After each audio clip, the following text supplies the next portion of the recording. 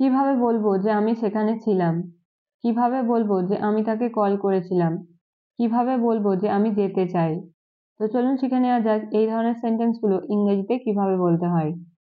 এই ধরনের কথাগুলো বলতে হলে আমাদের ইউজ করতে হবে how do I say that.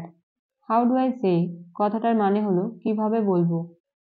তো আমাদের কমপ্লিট স্ট্রাকচার হবে how do I say that plus sentence. তো চলুন কয়েকটা এক্সাম্পল দেখা যাক।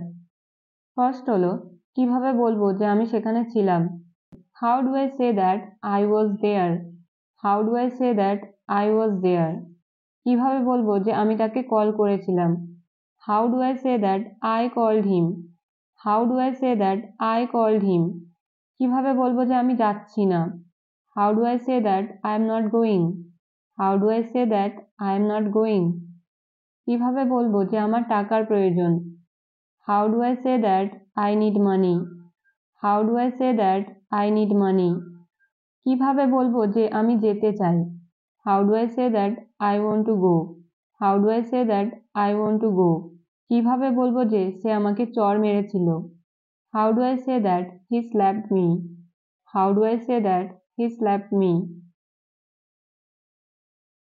এছাড়া আমাদের দৈনন্দিন জীবনে অনেক সময় এমন ধরনের বাক্যগুলিও বলার প্রয়োজন হয়, যেমন অল্প অল্প করে খাও, অল্প অল্প করে আনো, অল্প অল্প করে করো। তো চলুন দেখা যাক এই ধরনের বাক্যগুলো ইংরেজিতে কিভাবে বলতে হয়। এই ধরনের বাক্যগুলো বলতে হলে আমাদের ইউজ করতে হবে little by little. Little by little কথার মানে হলো অল্প অল্প করে। স্ট্রাকচার হবে verb plus little by little.